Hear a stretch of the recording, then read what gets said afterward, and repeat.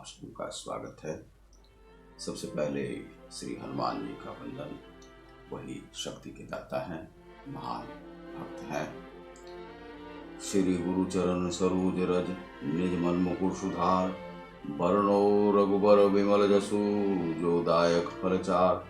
बुद्धिहीन तनु जानिके सुमिरो पवन कुमार, बल बुद्धि विद्या देहु मोहि हरहु कलेश विकार। श्री हनुमान जी का वंदन, नमस्कार। श्री विष्णु भगवान का नमस्कार। वक्रतुंड महाकाय सूर्यकोटि संप्रभा, निर्विघ्नं कुरु मे सर्व कार्येषु सर्वदा। हे गणेश जी, आप सभी कार्यों को शुभ करें और सभी विघ्नों को करें। तो आज हम लोग तृतीय अध्याय का यह 30वां श्लोक करेंगे। मयि सर्वाणि कर्माणि सन्न्यस्याध्यात्म चेतसा, निरीशी निर्ममो भूत्वा युध्यस्व विगत ज्वरः। मयि मुझ में सर्वाणि सब तरह के कर्माणि कर्मों को संन्यस्य पूर्णतया त्याग करके आध्यात्म पूर्ण आत्मज्ञान से युक्त चेतसा चेतना से, निराशी लाभ की आशा से रहित, निष्काम निर्मम स्वामित्व की भावना से रहित, ममता त्यागी भूत्वा होकर युद्धस्थ लड़ो विगत ज्वर आलस्य रहित होकर। अतः हे अर्जुन, अपने सारे कार्यों को मुझ में समर्पित करके मेरे पूर्ण ज्ञान से युक्त होकर, लाभ की आकांक्षा से रहित, स्वामित्व के किसी दावे के बिना तथा आलस्य से रहित होकर युद्ध करो।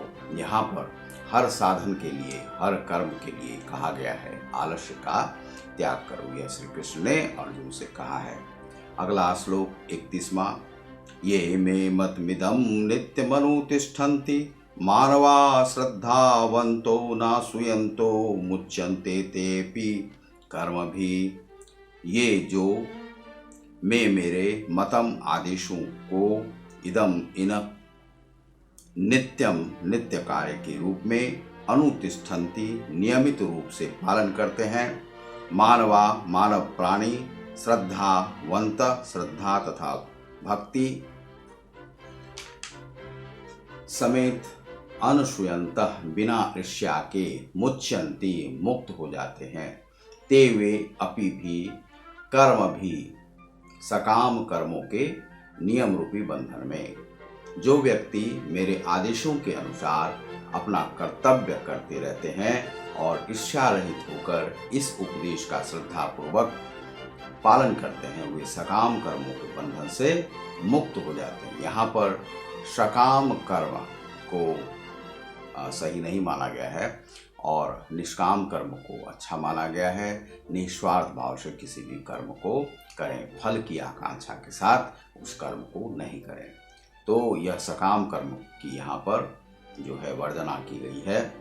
ये त्वे तदभ्य श्रूयन्तो नानुतिष्ठन्ति मे मतम्, सर्वज्ञान विमूढ़ांग अस्तान विद्धि नष्टान चेतसः।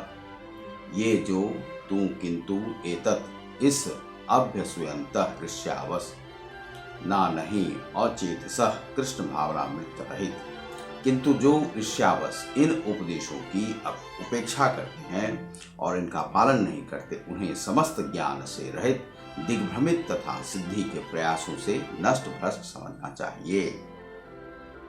सदृशं चेष्टते स्वस्या प्रकृते ज्ञान वानपि प्रकृतिं यान्ति भूतानि निग्रह किं करिष्यति। चेष्टते चेष्टा करता है, प्रकृति गुणों से ज्ञानवान विद्वान, अपि यद्यपि प्रकृतिम प्रकृति को यान्ति प्राप्त करते हैं, भूतानि सारे प्राणी निग्रह दमन किम क्या करिष्यति कर सकता है। ज्ञानी पुरुष भी अपनी प्रकृति के अनुसार कार्य करता है, क्योंकि सभी प्राणी तीनों गुणों से प्राप्त अपनी प्रकृति का ही अनुसरण करते हैं।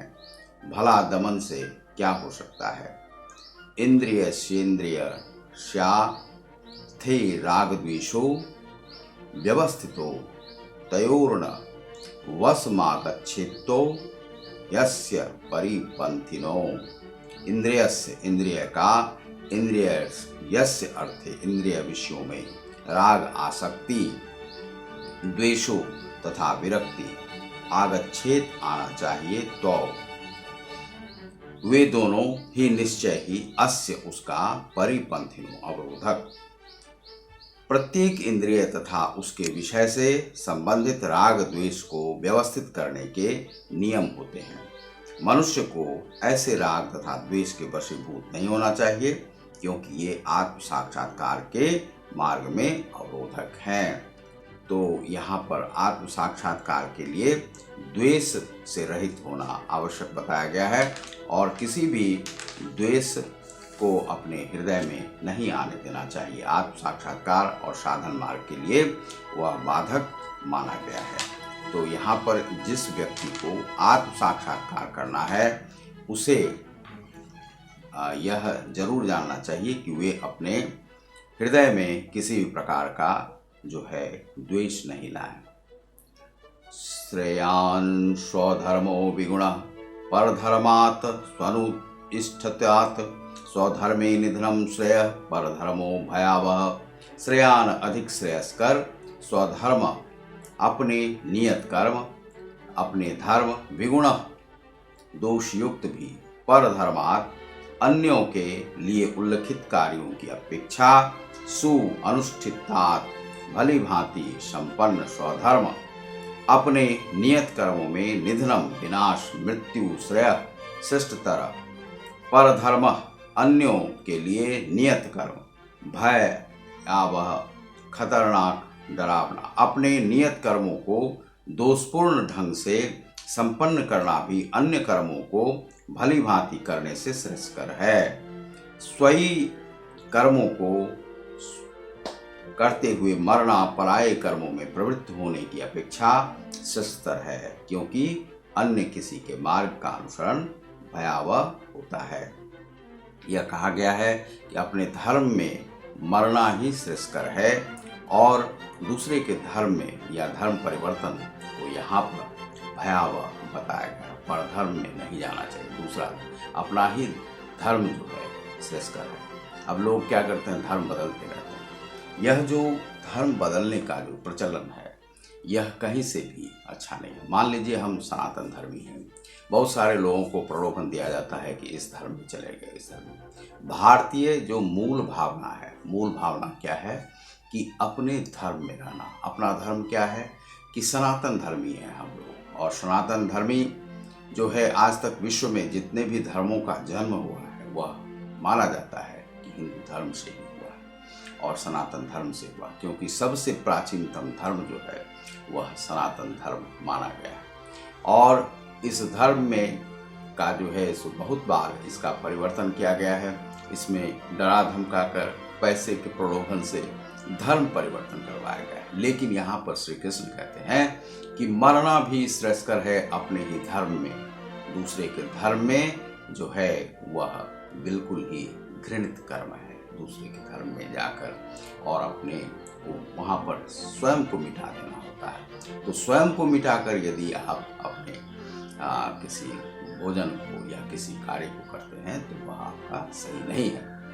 डरा धमका कर पैसे से यह सब कर्म करवाए जाते हैं। तो आप देख रहे हैं ग्लोबल योग गीता को, जिसमें आपको मिलता है गीता का ज्ञान। बहुत बहुत धन्यवाद, नमस्कार।